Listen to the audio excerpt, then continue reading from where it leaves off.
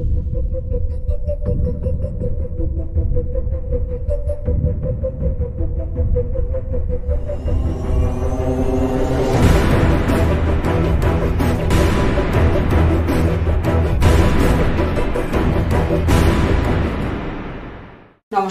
Hot সিটে আপনাদের স্বাগত। আজকে আমাদের সঙ্গে হট সিটে রয়েছেন জঙ্গিপুর লোকসভা কেন্দ্রের এসডিপিআই প্রার্থী তাইদুল ইসলাম। আপনাকে আমাদের অনুষ্ঠানে স্বাগত। তাইদুল বাবু, সামনে লোকসভা নির্বাচন, তো এসডিপিআই দল তো একেবারেই নতুন। এই দলটার লক্ষ্য কি, কি ভেবে তৈরি করা এই দল? এর আগের দিনেও আমি বলেছি এই দলটা একদমই নতুন নয়। এটা 2009 সালে তৈরি হয়েছে। সেই হিসাব করতে গেলে 10 বছরের পুরাতন। তুলনামূলক তো নতুন। হ্যাঁ, তুলনামূলক নতুন। তো সেদিন আমাদের এই দলের মূল লক্ষ্যটা হচ্ছে যে এই দল গোটা দেশবাসীর সামনে একটা নতুন ভারত তৈরি করতে চায়, নতুন ভারত জন্ম দিতে চায়, যে ভারতে দেশের প্রত্যেকটি নাগরিকের সম অধিকার, সম মর্যাদা, সমান নিরাপত্তা থাকবে। আমরা সেই অর্থেই লড়াইটা করছি। এতদিন ধরে যে সমস্ত রাজনৈতিক দল আমাদের দেশকে শাসন করে এসছে, তারা কেউই সংবিধানে প্রদত্ত যে সমস্ত অধিকার আছে সেটা মানুষের জন্য সুনিশ্চিত করেনি। আমরা এটা সুনিশ্চিত করতে চাই যে সংবিধানে যে সমস্ত অধিকার আছে সেই সমস্ত অধিকার প্রত্যেকটা নাগরিকের জন্য সুনিশ্চিত হয়। এটাই আপনাদের দলের লক্ষ্য বলছেন। তাহলে মোটামুটি তুলনামূলক যেটা আপনি বললেন যে আপনাদের দল পুরনো নয়, কিন্তু আমি বলতে চাইছি যে অন্যান্য দলের থেকে যেহেতু একটু নতুন বলা যেতে পারে, তো সেখানে মানুষ কেন আপনাদের উপর ভরসা করবেন, কি ভাবছেন এটা নিয়ে? মানুষ আমাদেরকে ভরসা করছেন দুটো কারণে। একটা কারণ হচ্ছে যে এতদিন ধরে মানুষ যে সমস্ত কথা বলে এসছে অন্য দলগুলি, তাদের কথার প্রতি তারা আন্তরিক নয়, সেটা মানুষ বুঝেছে তাদের কার্যকলাপের মধ্য দিয়ে। ফলে তারা নতুন কিছু কথা শুনতে চায়। আমরা মানুষকে সেই নতুন ভাবনায় ভাবিত করতে চাইছি। দ্বিতীয়ত হচ্ছে শুনতে চাইছি এই জন্যই যে তারা মানুষের পাশে থাকছেন না, শুধু বড় বড় মিটিং মিছিল করছেন। আমরা প্রতিটি মানুষের পাশে থাকার চেষ্টা করছি, প্রতিটি ঘটনায়, প্রতিটি কাজে, প্রতিটি তাদের সুখ দুঃখের সাথে। সেই জন্য মানুষ আমাদের পাশে থাকার চেষ্টা করছেন এবং মানুষ আমাদের ভরসা করছেন। মানে এই যে এতদিন ধরে বিভিন্ন দল যারা প্রতিশ্রুতি দিচ্ছেন, জিতছেন, কিন্তু সাধারণ মানুষের কথা ভুলে যাচ্ছেন, সেই জায়গা থেকেই কি মানুষের এবার মনে হয়েছে যে নতুন একটা কিছু করা দরকার, মানে নতুন কাউকে আনা দরকার? হ্যাঁ, নিশ্চয়ই। ওটা দেশের সাথে সাথে পশ্চিমবঙ্গ এবং পশ্চিমবাংলার সাথে জঙ্গিপুরের ভোটাররাও চাইছেন যে এমন নতুন দল তৈরি হোক, যে দল নির্বাচনের আগে যে সমস্ত কথা বলবেন, নির্বাচনে পরাজিত হলেও তারা পাশে থাকবেন এবং জয় হলেও তারা নির্বাচনে সে প্রতিশ্রুতি রক্ষা করবেন। সেই মতো নতুন দল, নতুন ভাবনা, নতুন সংগঠন এবং নতুন নেতৃত্ব তারা খুঁজছেন। সেই দিক দিয়ে আমরা মানুষের সামনে নতুন ভাবনা উপস্থাপন করতে পারছি, মানুষের সামনে নতুন আশা দিতে পারছি। মানুষের সামনে সত্যিকারের এর আগে কংগ্রেস, সিপিএম এবং তৃণমূলের বিকল্প আমরা একটা ভাবনা মানুষের সামনে উপস্থাপন করতে পারছি। সেই জন্য মানুষ আমাদের ভরসা করছে। আচ্ছা, মানে কি কি উন্নয়ন বা কি কি কাজ করবেন বলে ভাবছেন আপনাদের দল?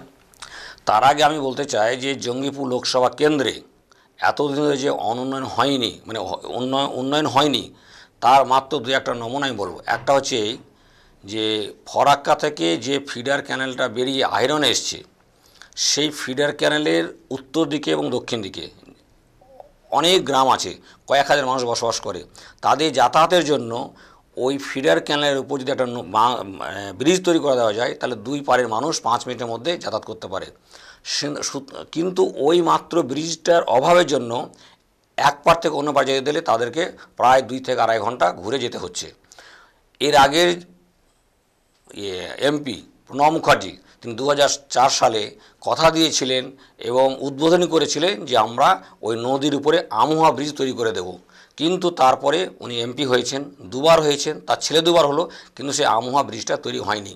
ফলে ওই এলাকার ব্যাপক মানুষ বলছেন যে দুবারের এমপি তারা বাপ বেটা হলো বটে, কিন্তু আমাদের সেই স্বপ্নটা সে প্রতিশ্রুতি পালন করলো না। সে আমুহা ব্রিজ একটা জ্বলন্ত নমুনা যে এরা কোনো কাজ উন্নয়ন করেনি।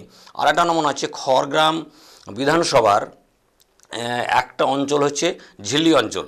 সেই ঝিল্লি অঞ্চল যেতে গেলে একটা নদী পড়ে, সে নদীর নাম হচ্ছে কেলাই নদী। শুধু কেলাই নদীর উপরে যদি একটা ছোট্ট ব্রিজ করে দেওয়া যায়, তাহলে খড়গ্রাম হচ্ছে সেই খড়গ্রাম ব্লকের মূল শহর। সেখান থেকে ওখানকার মানুষের যাতায়াত, শিক্ষা, স্বাস্থ্য, অন্যান্য অফিসিয়াল কাজকর্ম, বিডিও অফিস, থানা আসতে গেলে তাদের লাগে ম্যাক্সিমাম আধ ঘন্টা। সেই ব্রিজটার অভাবে তারা সেখানে কেউ আসেন না। তার আগে যেতে হয় অন্য জেলা বীরভূমের রামপুরহাটে, সেখানে যেতেও সময় লাগে, পয়সা খরচা বেশি হয় এবং সেখানে গিয়ে তারা ভালো পরিষেবা পান না, একটা তাচ্ছিল্য পান, কেন যে তুমি অন্য ব্লকের লোক এখানে আসছো কেন। তো সেখানেও প্রণব মুখার্জি বলেছিলেন যে আমার ব্রিজ করে দেবো, তার ছেলেও বলেছেন, তার আগেও অনেকে বলেছেন, এখনও পর্যন্ত হয়নি। এবারেও আমি যখন প্রচারে গিয়েছিলাম গ্রামবাসীরা বলছেন অনেকেই যে অভিজিৎ মুখার্জি এসেছিলেন, তিনি বলেছেন যে অলরেডি সেই স্যাংশন হয়ে গেছে ব্রিজের, নির্বাচনের জন্য হতে পারছে না, নির্বাচনে মিশে গেলেই ব্রিজটা আমরা করে দেবো। পাশে থেকে অনেক লোকে বলছেন যে এটাও এক ধরনের ভাঁওতা, কোনো স্যাংশন হয়নি, উনি ভোটের জন্য সমস্ত কথা বলছেন। আর একটা নমুনা বলি আমি, যে গোটা জঙ্গিপুর লোকসভায় ৭৭টা গ্রাম পঞ্চায়েত আছে, ৭৭টা গ্রাম পঞ্চায়েতে শুধু ভোটারের সংখ্যা এবারে ১৬,১২,৭৭৫ জন। সরকারি হিসাব মতে প্রতি ১০,০০০ মানুষ পিছু একটা করে এমবিবিএস ডাক্তার থাকবে, কিন্তু সেখানে এখন পর্যন্ত প্রায় ৫০,০০০ মানুষ পিছু একটা করে ডাক্তার আছে। সেখানে এই ৭৭টা গ্রাম পঞ্চায়েতের মধ্যে প্রাথমিক স্বাস্থ্যকেন্দ্র আছে মাত্র ১৯টা গ্রাম পঞ্চায়েতে, এবং ব্লক প্রাইমারি হেলথ সেন্টার আছে মাত্র 5টা জায়গাতে, আর গ্রামীণ স্বাস্থ্যকেন্দ্র আছে মাত্র 3টা জায়গাতে। ফলে যেখানে এই সংখ্যাগুলো যা হওয়া উচিত তার 10%ও নয়। এই একটা যদি বোঝানো যায় যে এখানে উন্নয়নটা মোটেই হয়নি। তাহলে এগুলো আপনারা মানে করবেন বলে ভাবছেন, যে যেহেতু অনুন্নয়ন হয়েছে, মানে উন্নয়ন হয়নি সেই জায়গায়। আমরা যেটা ভাবছি সেটা হচ্ছে এই, যে নির্বাচনের পরে আমরা এলাকার সমস্ত মানুষকে সচেতন করে দলমত নির্বিশেষে, রাজনীতি নিরপেক্ষভাবে, রাজনৈতিক দল নিরপেক্ষভাবে আমরা সমস্ত মানুষকে নিয়ে একটা গণ আন্দোলন গড়ে তুলতে চাই, যাতে করে সরকারে যারাই আসুন না কেন, যিনি পাশ করুন না কেন, যাতে এই মৌলিক কাজগুলো তারা করতে বাধ্য হন। আর আমরা যদি আমাদেরকে জনগণ পাঠায় প্রতিনিধি হিসাবে, তাহলে আমাদের করার যে অগ্রাধিকার তালিকা এগুলো আছে। আচ্ছা, অন্যান্য দল তো দেওয়াল লিখন, পোস্টার, ব্যানার, বিভিন্ন রকম চমক থাকছে তাতে, তো আপনাদের দল সেরকম কিছু লক্ষ্য করা যাচ্ছে না আপনাদের দলের, কি বলবেন এই নিয়ে? আমার মনে হয় আমাদের লেখাপত্র আপনার চোখে কম পড়ে থাকতে পারে, হয়তো সব এলাকা আপনি জাননি, বা যে এলাকায় আমাদের লেখাপত্র আছে সেখানে যেতে পারেন, সেটা একটা কারণ হতে পারে। আর দ্বিতীয় একটা কারণ সেটা হচ্ছে এই, যে অন্যান্য দলগুলোর হাতে প্রচুর টাকা, তারা কখনো না কখনো ক্ষমতা থেকেছে, তারা বিভিন্ন পুঁজিপতি শ্রেণী, ব্যবসায়িক শ্রেণীর সাথে তারা একটা অবৈধ সম্পর্ক রাখে। ফলে নির্বাচনের সময় তারা তাদেরকে টাকা ঢালে, সেই টাকাকে ব্যবহার করে, তারা পাস করতে পারলে সেই টাকা আবার তুলে নেয়। আমরা সেইটাকে আমাদের নীতিগতভাবে বিরোধিতা করি, আমরা কোনো কারো কাছ থেকে সেই অর্থের টাকা নিও না, সেটা ব্যবহার করি না।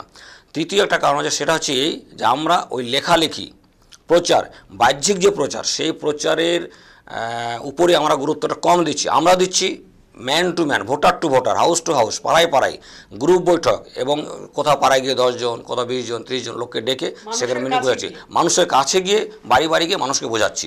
সেই জন্য আমরা সেই দিকটাতে তুলনামূলক কম দিচ্ছি। তার অর্থ কিন্তু এটাই নয় যে আমরা এক করছি না, আমরা অনেক জায়গাতেই দেওয়াল লেখন করছি, ফ্লেক্স দিচ্ছি, ব্যানার দিচ্ছি, হ্যান্ডবিল করছি। আচ্ছা, এই জন্যই কি অন্যান্য দল যে বিভিন্ন চমক নিয়ে প্রচারে বেরোচ্ছেন, কেউ গরুর গাড়িতে বেরোচ্ছেন, কেউ পায়ে হেঁটে বেরোচ্ছেন, অনেক কর্মী সমর্থকদেরকে নিয়ে, সেই জন্য কি আপনাদের দলের কোন প্রচারে সেইভাবে চমক রাখছেন না? আসলে আমরা নির্বাচনে চমক শব্দটারই বিরোধী।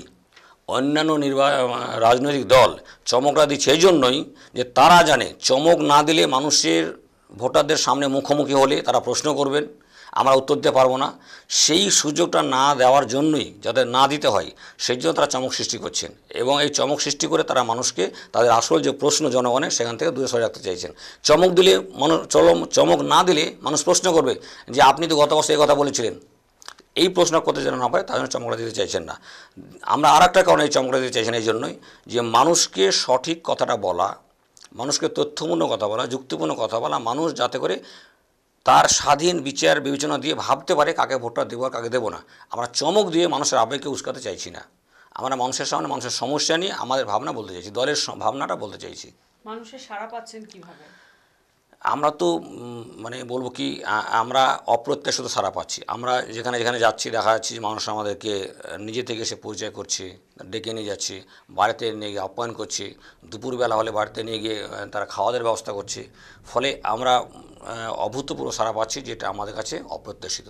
তাহলে এই সমস্ত মানুষ যারা দীর্ঘদিন, আপনি বলছেন যে তারা প্রতিশ্রুতি পেয়েছেন কিন্তু তাদের কোনো কাজ হয়নি, তো সেই সমস্ত মানুষদেরকে কি বার্তা দেবেন? আমি তাদেরকে খুব সহজ করে এই দুটো বার্তা দিতে চাইছি। যে তারা এই যে কাজটা করতে পারেননি এই কথাটা সঠিক নয়। আসলে তারা সঠিক করে কাজটা করেননি। আমাদের দেশে যত রাজনৈতিক দল তাদের মাথায় যারা আছে সেই সমস্ত মাথাদের মানে সামাজিক চরিত্র, সামাজিক স্বার্থ, অর্থনৈতিক স্বার্থ এক। ফলে এই দেশের শাসক গোষ্ঠীটা একই সমাজের একটা অংশের প্রতিনিধিত্ব করছে। তারা কখনো চায়নি যে গ্রাম ভারতের উন্নয়ন হোক, সে গ্রাম ভারতের উন্নয়ন হোক এটা চায়নি বলেই তারা মুর্শিদাবাদের জঙ্গিপুরের উন্নয়নটা করেনি। ফলে তারা পরিকল্পনা মাফিক এটা করতে চায়নি। আমি এই প্রসঙ্গে আরও একটু বলতে পারি যে এবারে নির্বাচন গোটা কেন্দ্রে মানে দেশে নির্বাচনটা হচ্ছে বিজেপি ভার্সেস অ্যান্টি বিজেপি, এবং আমাদের রাজ্যেও সিপিএম, কংগ্রেস, তৃণমূল সবাই বিজেপির বিরুদ্ধে বলছে। কিন্তু অদ্ভুতভাবে আমরা লক্ষ্য করছি যে জঙ্গিপুর লোকসভা কেন্দ্রে কংগ্রেসকে জেতানোর জন্য চেষ্টা করছে সিপিএম, জঙ্গিপুর লোকসভা কেন্দ্রে কংগ্রেসকে জেতানোর জন্য চেষ্টা করছে বিজেপি, জঙ্গিপুর লোকসভা কেন্দ্রে কংগ্রেসকে জেতানোর জন্য চেষ্টা করছে তৃণমূলও। কীভাবে করছে দেখুন, বিজেপির যে প্রার্থী তালিকা, প্রস্তাবিত প্রার্থী তালিকা, তাতে 12 জনের নাম ছিল এবং 12 জনই ছিলেন ধর্মীয় পরিচয় অমুসলিম এবং তারা সবাই জঙ্গিপুর লোকসভা কেন্দ্রের ভোটার। কিন্তু বিজেপির কেন্দ্রীয় নেতৃত্ব এই 12 জনকে ধুয়ে মুছে শেষ করে দিয়ে উত্তরবঙ্গ থেকে একজন নামধারী মুসলিম মহিলাকে নিয়ে এসছে। এটার উদ্দেশ্য এটাই যাতে করে জঙ্গিপুর লোকসভা কেন্দ্রের বিজেপির কর্মী, ভোটার, নেতা, সমর্থক তারা কেউ ভোটটা ওই মহিলাকে না দিয়ে প্রণব মুখার্জি ছেলেকে দেয়। পাশাপাশি সিপিএম যদি চাইতো যে সত্যি সত্যি কংগ্রেসের সাথে লড়াই করতে, তাহলে সিপিএম গত বছরের যে প্রার্থী মুজাফফর হোসেন তাকে দান করাতেন। কেন? তিনি গত বছর খুব সামান্য ভোটে হেরেছিলেন দ্বিতীয় পজিশন থেকে, তাকে দিলে একটা লড়াই হতো এবং জেতার চান্স ছিল। কিন্তু এবারে সিপিএম সেই কাজটা না করে একজন তুলনামূলক অপরিচিত লোককে নিয়ে এসছে যাতে করে সিপিএমেরই একটা অংশ ক্ষোভে, দুঃখের, আগে অভিমানে ভোটটা আবার মানে প্রণব মুখার্জির ছেলেকেই দেন। ঠিক তৃণমূল গত বছর যে কাজটা করেছিলেন যে বাইরে থেকে একজন প্রতিনিধি এসেছিলেন, এবারও তাই করেছেন। যদি তৃণমূল সত্যি চাইতেন যে আমরা কংগ্রেসের সাথে ফাইট করতে চাই, তাহলে তৃণমূল ওখানে প্রার্থী করতে পারতেন জাকির হোসেনকে, প্রার্থী করতে পারতেন ওই মোহাম্মদ সোহরাবকে, প্রার্থী করতে পারতেন আখতারুজ্জামানকে, কিন্তু তাদের করেনি। কায় করেছেন? উনি বাইরে থেকে নিয়ে এসেছেন একজন অপরিচিত, যে দলের সাথে কোনো সম্পর্ক ছিল না, একজন ব্যবসায়ীকে, যাতে করে তারা সবাই ভাবছে যে কি করে এই অভিজিৎ মুখার্জিকে জেতানো যায়। ফলে এখানকার যে ইকুয়েশনটা সেটা সম্পূর্ণ আলাদা। ওখানে লড়াই করছে বিজেপির বিরুদ্ধে আর এখানে সবাই মিলে আবার অন্য একজনের জেতানোর চেষ্টা করছে। এই হচ্ছে এখানকার পরিস্থিতি, ঘটনা। আচ্ছা, আগামী দিনে তাহলে ভোটে জয় হওয়ার পর বা পরাজয় হওয়ার পর, সেটা তো ভবিষ্যৎ বলবে, ভোটের ফলাফল বলবে, তারপর ভোটের ভাবনা কি, দলের কাজ কি, কি ঠিক করছেন? আমাদের দলটা মূলত রাজনৈতিক দল নয়, এটা যে রাজনৈতিক আন্দোলন। এই রাজনৈতিক আন্দোলনের একটা অংশ হচ্ছে ভোটে অংশগ্রহণ করা, ভোটে নির্বাচিত হওয়া, শাসন ক্ষমতায় যাওয়া এবং কাজ করা। আমরা ভোটে লড়াই করছি, জনগণ চাইলে আমরা প্রতিনিধি হিসাবে যেতে পারবো, জনগণ না চাইলে আমরা যাবো না। কিন্তু আমরা যেতে পারি, জনগণ আমাদের পাঠান বা না পাঠান, আমরা সবসময় জনগণের পাশে থাকার চেষ্টা আগেও করেছি, এখনও করব। আমাদের দৃষ্টিতে, আমাদের দলের দৃষ্টিভঙ্গিতে সরকারের বা রাজনৈতিক দলের যে সমস্ত জনবিরোধী নীতি আছে, জনবিরোধী কর্মসূচি আছে, সেগুলোর সবসময় সমালোচনা করি, বিরোধিতা করি, মানুষকে তুলে ধরি, মানুষকে ঐক্যবদ্ধ করি এবং এই লড়াইটা আমরা সবসময় করেই যাব। ফলে নির্বাচন আসুক, যাক, সেটা হোক, পাস ফেল পরে কথা, কিন্তু আমরা দেশের মানুষকে এই সরকারগুলির, এই দলগুলির যে জনবিরোধী কর্মসূচি তার সম্পর্কে মানুষকে সবসময় সচেতন করি এবং আমরা একটা গণ আন্দোলনের মধ্যে সবসময় থাকার চেষ্টা করি এবং সেটা থাকবে ভবিষ্যতে। আচ্ছা, আগামী দিনে তো বলছেন যে ভবিষ্যতে মানুষের পাশে থাকবেন, কিন্তু এটা একদমই বলা যায় যে আপনাকে জিজ্ঞেস করা যে আপনি যেহেতু দাঁড়িয়েছেন, একটু আশা করছেন অবশ্যই জিতবেন, সব প্রার্থীরাই চাইবেন যে তিনি জিতুন, তো যদি জিততে না পারেন সেক্ষেত্রে কি আপনার মনে হতে পারে না যে মানুষ পাশে থাকলো না? এই ব্যাপারটা কিভাবে দেখছেন? না, সেটা আমরা কখনো ভাবি না, এর আগেও ভাবিনি এবং সেটা আমরা ভাববো না। এই জন্য যে কোনো সময়তেই সমস্ত স্তরের মানুষ সবার পাশে থাকেন না। যারা সমাজের তুলনামূলক সচেতন অংশ, যারা সক্রিয় অংশ, তারাই সবসময় ভালোর পক্ষে মানুষের পাশে থাকার চেষ্টা করেন। ফলে আমরা বলবো যে বয়সের দিক থেকে, আমাদের ব্যাপ্তির দিক থেকে, আমাদের পয়সার দিক থেকে তুলনামূলক আমরা যেমন ছোটো দল, এটা আপনি বলছেন, সেই তুলনায় অন্যদের তুলনায় আমরা কিন্তু ব্যাপক সাড়া পাচ্ছি। এই যে ব্যাপক সাড়া পাচ্ছি সেটা আমাদের কাছে আশীর্বাদ এবং আশা এবং উৎসাহ, এবং আমরা সেই জন্য কখনো হতাশ হচ্ছি না। আমরা অপ্রত্যাশিত সাড়া পাচ্ছি, এবং যদি ধরে নিন যে আমরা জনগণ আমাদের প্রতি পাঠালেন না, তাহলে আমরা এটা ভাববো যে কত সংখ্যক মানুষ আমাদেরকে সমর্থন করলেন। এই মানুষের সংখ্যাটা আমাদের যে বড়, এবং সেটাকে পুঁজি করে আমরা সামনে দিকে আরও এগিয়ে যাব। আপনাদের উন্নয়নটা করাটাই আসল লক্ষ্য, হলো আসল লক্ষ্য, দলের যে অবশ্যই। এতদিন মানুষ যা যা প্রতিশ্রুতি পেয়েছে কিন্তু সেগুলি পূরণ করেনি অন্যান্য দল যারা এমপি হয়েছেন, এমএলএ হয়েছেন, কিন্তু এসডিপিআই এর লক্ষ্যই তাইদুল বাবু বলছেন যে সেটাকে মানে প্রতিশ্রুতিগুলোকে পালন করা। আগামী দিনে সেটাই চাইবেন যে যে যে সমস্ত জায়গায় উন্নয়ন হয়নি সেইগুলোতে উন্নয়ন করা, এটাই লক্ষ্য, মানুষের পাশে থাকাটাই। ধরুন ফরাক্কা থেকে জলঙ্গি, এই সীমান্ত এলাকা, বিএসএফ প্রতিনিয়ত অত্যাচার করে গ্রামবাসীদেরকে হত্যা করে, খুন করে, গুলি করে মেরে ফেলে। কোনো রাজনৈতিক দল, সে সিপিএম হোক, কংগ্রেস হোক, তৃণমূল হোক, বিজেপি হোক, এগুলোর বিরুদ্ধে সক্রিয় কোনো ভূমিকা, আন্দোলন, লড়াই করে না। যতটুকু করি আমাদের সমাজে এসডিপিআই করে। এটা যদি আপনি সেই এলাকায় ঘুরেন, দেখেন, বুঝেন, কেউ বলতে পারবে না যে যারা ক্ষমতায় আছে এবং যারা বিরোধী তারা কেউ লড়াইটা করছে না। লড়াইটা আমরাই করছি। এবং পানি কেস, ওই ফেন্সিডিল কেস, সেই পানি কেস দিয়ে অনেক মানুষকে, প্রায় 1000-5 মানুষকে, যুবককে জেলে ভর্তি করে রাখা হয়েছে। আমি নিজে থেকে তার সার্ভে করে দেখেছি যে সেখানে প্রচুর সংখ্যক মানুষের বিরুদ্ধে কোনো কেস নেই, শুধু ফলস মামলা। হয়তো সামান্য কিছু আছে, তার অরিজিনাল কেস আছে, কিন্তু সেই ক্ষেত্রেও কোনো রাজনৈতিক দল এ বিষয়ে কোনো পদক্ষেপ গ্রহণ করছে না। আমরা এসডিপিআই এর বিরুদ্ধে আইনগত লড়াই করছি, মানুষকে সচেতন করছি এবং মানুষকে ঐক্যবদ্ধ করে এর বিরুদ্ধে লড়াই করছি, যাতে করে যারা সত্যি সত্যি অপরাধ করছে আইন অনুযায়ী তার ব্যবস্থা হোক, সে জেল খাটবে।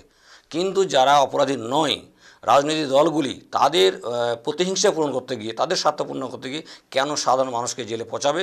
যার বাড়িতে একটি মাত্র ছেলে ইনকামের, তাকে জেলে পচতে হচ্ছে, তার বাড়িটা, তার সংসারটা ধ্বংস হয়ে যাচ্ছে, এমনকি তার বাড়ির মহিলারা দেহ ব্যবসায় আমাদের বাধ্য হচ্ছে। এই তথ্য আমাদের কাছে আছে। ফলে এইভাবে আমরা আপনাকে বলতে পারি যে আমরা সবসময় মানুষের পাশে থাকার চেষ্টা করছি। আচ্ছা তাইদুল বাবু, আমাদের একদম অনুষ্ঠান প্রায় শেষ পর্যায়ে চলে এসেছে। আমরা নিশ্চয়ই আপনাকে পাবো আমাদের হট সিটে। দর্শক বন্ধুরা সঙ্গে থাকুন, আমাদের সঙ্গে দেখতে থাকুন TV24 বাংলা, এবং আমাদের হট সিটে নিশ্চয়ই আমরা তাইদুল বাবুকে পাবো এবং অন্যান্য রাজনৈতিক ব্যক্তিত্বকে আনতে পারবো। আজকের মতো হট সিট এই পর্যন্তই। নমস্কার। নমস্কার।